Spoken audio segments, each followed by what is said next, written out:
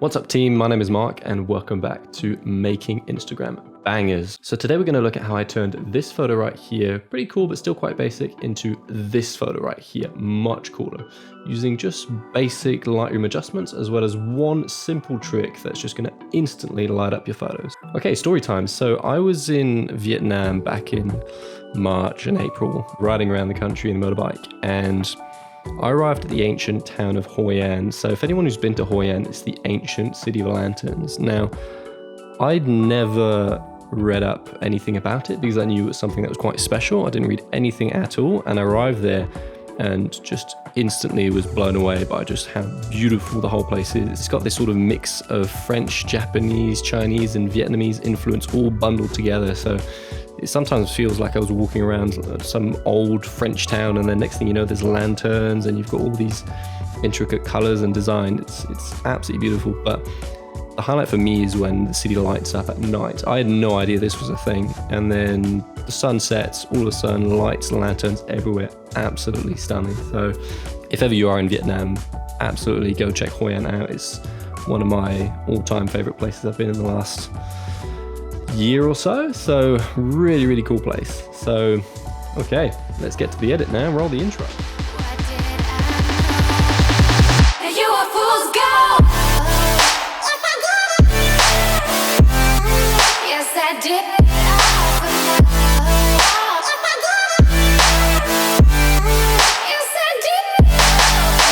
Okay, so we're in Lightroom right now, and as with any of my edits, the first thing I like to do is scroll all the way to the bottom and remove chromatic aberrations and enable profile corrections. That way that's done, I don't have to think about it. Now, second step, as always, I'm going to pull the highlights all the way down and the shadows all the way up. That way I know how much dynamic range I've got and what I'm dealing with. Now, I've done this and the photo is slightly underexposed, so I'm just going to pull the exposure up just a little bit.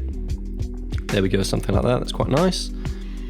Now, I'm going to hold down the Options key, which is the Alt key on Windows, and I'm going to pull the whites up until I get a few spots like here. That's looking quite nice.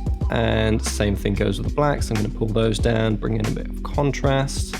All right, this is quite nice. Now you can see there's a couple of patchy blue and red spots. That's where the light is kind of crushed, where you've got too much blacks or too much whites. I always like to push it a little bit more in that direction and then crush it using the tones curve.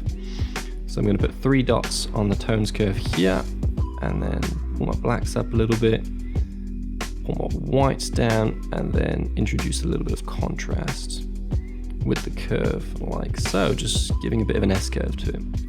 All right, we're already looking pretty good. Now, I'm going to pull the clarity up a bit because I feel like there's a lot of detail and I really want that detail to punch. Now, again, the clarity tool is one of those tools you've got to be extra careful with because it can be over the top. So I'm just going to pull it up. Just something like 20, I reckon should do. Now we've got that nice, crisp, sharp looking photo. Up to the white balance. Now, I always like to push it straight to auto and see how that looks, and then see if there's any other edits I want to do. I'm actually quite happy with how this looks already, so I might just leave it at that. Okay, this is looking quite nice. Now, the problem I've got with this photo as it stands is I feel like this bottom section right here is pulling away some of the attention from all of this action around the middle and top of the photo. So I'm just going to put out a graduated filter and then put one at the bottom here and then pull the exposure down. There we go, we're no longer focused on the bottom as much, which is quite nice. I'm going to add a bit of a vignette to the photo straight away. I just want to see how it looks when I just punch the intensity in a little bit. There we go, something like that looks quite nice. Now I'm quite happy with the overall luminosity of the photo as it stands right now, but I'm going to start playing with the colors a bit. So if I head straight up to hue, saturation, and luminance, one of the things is I want this yellow to be slightly stronger. So I'm just going to punch this up a little bit closer towards the yellows. And these greens here, I feel like they need a little bit more strength. So I'm going to pull these up. We'll make sure they're nice and green and they don't have too much of that orangey warm tint that they had just before. So I reckon we're looking quite good here. Now I'm going to pull the hue down a little bit on the sky as well, just to bring it towards that teal look.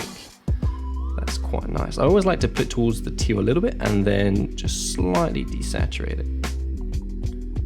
There we go, so you get that sort of pale blue sky action going on. And then sometimes if I push the luminance up a little bit, There we go, I reckon that looks pretty nice as it stands. Now with all these photos, there's one trick that I always like to play around with. It doesn't always work, but I always try it out to see how it goes. So I'm just going to zoom all the way out, there we go, and create a radial filter, and then just make a massive radial filter, push it towards the side, just push it towards the side, and just create this sort of source of light coming from the side. Now it's a bit too strong as it stands, but if I bring it back down and then just punch the exposure up a little bit, just bring the warmth up, that's quite nice, and a little bit of contrast coming from the side as well.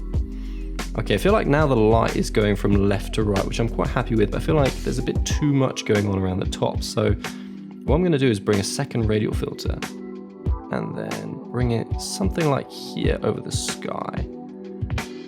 Now I'm just going to bring the exposure down a little bit, bring in some extra contrast, maybe dehaze it a little bit. Just to, I want this sort of gradual fade, just to create like a source of light coming from the left. I don't want it to be too bright, something like this.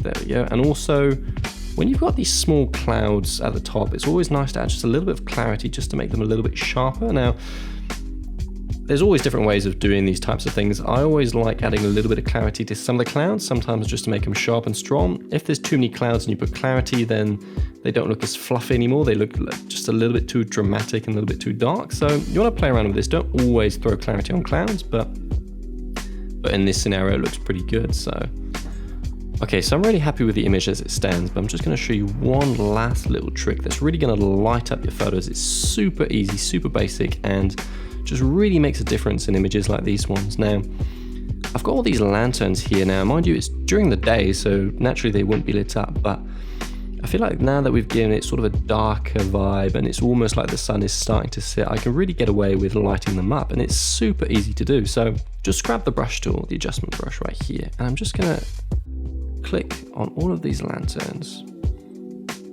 There we go. Just click on all of these, and these ones at the top right here. Now it's a bit too strong now, but that's just because it's the default settings on the brush. But if I bring the exposure back down and then just slowly push it up somewhere towards 1, and then bring up the contrast a little bit just so they're not too harsh. There we go, maybe a bit of warmth as well, just to see what we can get away with. And pull these highlights down a little bit. There we go. Something like that is quite subtle, but really, really effective. So before and after. I feel like they might be a little bit too strong on these ones on the right, but there we go. And then now I can just go and click all these other lanterns. There we go. Just click on all of these and they'll just light up magically. There we go, super easy, super basic trick, and it really makes a lot of difference, especially when there's a lot of yellow going on here. Now you could just play with the colors and create some sort of color contrast between these lanterns and the background. That's one way of doing it.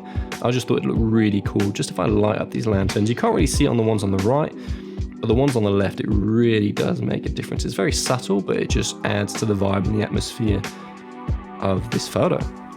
There we go, last thing we need to do, of course, is hit the crop tool, bring it to 4:5, which is the Instagram magic ratio, and there we go, and line it up so it looks nice. I'm going to do something like this. I want these lanterns and these lanterns to be sort of at the intersections of the grid lines, and there we go, voila, looking much better already. Now there's a bunch of more stuff you could do with this photo if you wanted. You could play with the sky a little bit more, you could play with some of the colors, maybe fix up these lanterns even more, but this is just like a quick and easy way of adding a little bit more contrast, a little bit more energy to your photos, and it's such a simple trick. So we went from this original photo, pretty good, to this Instagram banger right here, only with a couple of clicks. Super easy trick. So that's it for the tutorial, guys. Make sure to like, comment, and if you're new to the channel, subscribe. I'll be making a lot more of these in the future, but again, my name is Mark. This was Making Instagram Bangers episode 3. See you guys next time. Take care.